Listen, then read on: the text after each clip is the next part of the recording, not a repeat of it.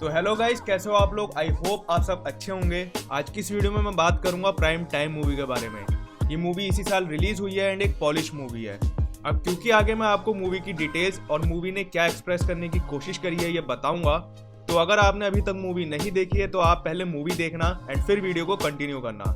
And हो सकता है कि मूवी देखते देखते आप बीच में सो जाओ, बट अगर आप मेरी तरह हो जिसको मूवी देखने के बाद सेकंड थॉट देकर दोबारा देखना पसंद है तो आप डेफिनेटली देख सकते हो।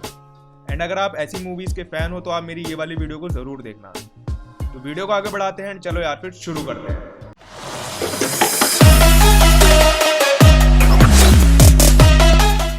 तो कहानी शुरू होती है 1999 की आखिरी रात से। सीन में सेबेस्टियन नाम का एक लड़का दिखाया जाता है जो कि एक टीवी स्टूडियो में घुस आता है और वहां पर मौजूद उस समय ब्रॉडकास्ट हो रहे शो की एंकर मीरा एंड एक सिक्योरिटी गार्ड को होस्टेज बना लेता है। सेबेस्टियन एक पतला दुबला टीनेजर है जिसकी उम्र 20 साल है एंड जिसके चेहरे को देखकर कोई नहीं कह सकता कि वो कभी ऐसा क्रिमिनल ऑफेंस कर सकता है, बट कोई तो मजबूरी है जो उसको ऐसा करने पर मजबूर कर रही है।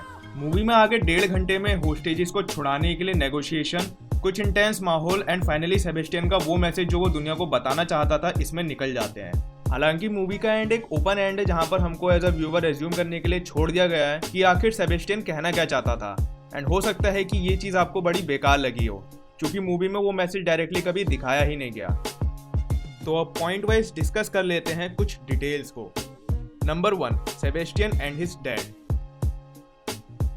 एक सीन आता है जब पुलिस सेबेस्टियन के डैड को बुला के उससे नेगोशिएशन के लिए बात करती है। इस सीन में हमें पता चलता है कि सेबेस्टियन की लाइफ कितनी सिक है एंड उसके और उसके डैड के रिलेशंस भी इतने अच्छे नहीं हैं।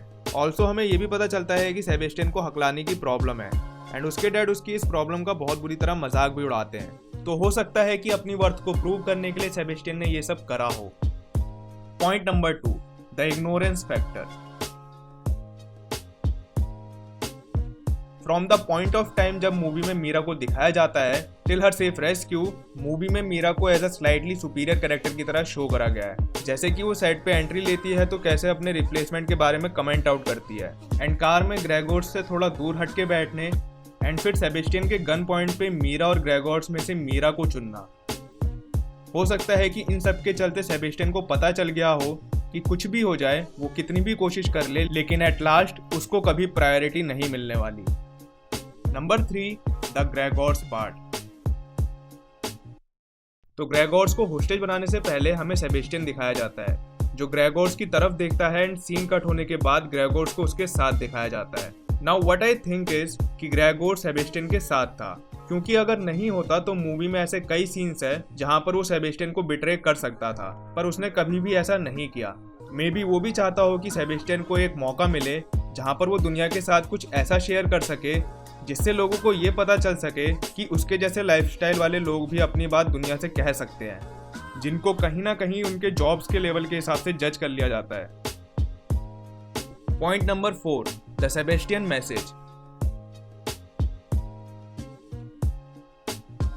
जो एक चीज मूवी ने सेबेस्टियन के थ्रू बताने की कोशिश करी है वो है उसका मैसेज, जो कि आखिर में सेबेस्टियन जला देता है एंड ये कभी क्लियर ही नहीं हो पाता है कि वो मैसेज क्या था या फिर वो मैसेज हमें बार बार शो करा गया था। तो यार मेरे ओपिनियन में वो मैसेज हमें कभी सुनाया नहीं गया क्योंकि उस मैसेज में कभी कुछ बताने के लिए था ही नहीं। मतलब कि जिस मैसेज को सेबेस्टियन दुनिया को बताना चाहता था वो पहले ही बता चुका था। इसको और समझने के लिए let's discuss about this scene.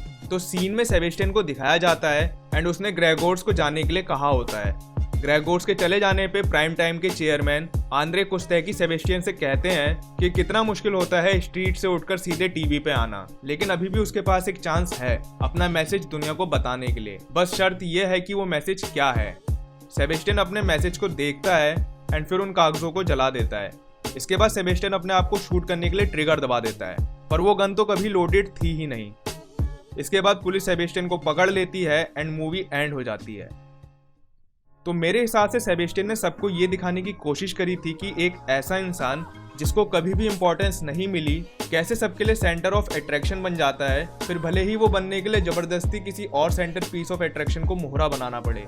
Also जब ये सीन एंड होता है तो नेक्स्ट सीन में हमें सब बैक टू नॉर्मल दिखता है, जैसे कि कभी कुछ हुआ ही ना हो एंड लास्ट में हमें सेबेस्टियन के लिए सब सिंपैथी शो करते हुए दिखते हैं। तो यार ये थी कुछ details according to my opinion of the movie prime time and आपको ये डिटेल कैसी लगी मुझे कमेंट्स में ज़रूर बताना। एंड ऑल्सो आपके क्या ओपिनियन है इस मूवी को लेके, वो भी मुझे कमेंट्स में जरूर बताना। आज की वीडियो में बस इतना ही। आई होप आपको वीडियो पसंद आई होगी। अगर वीडियो पसंद आई है तो वीडियो को लाइक करना, चैनल को भी सब्सक्राइब करना। एंड मैं मिलूंगा आपसे अगली वीडियो में, तब तक के लिए टेक केयर, बाय बाय।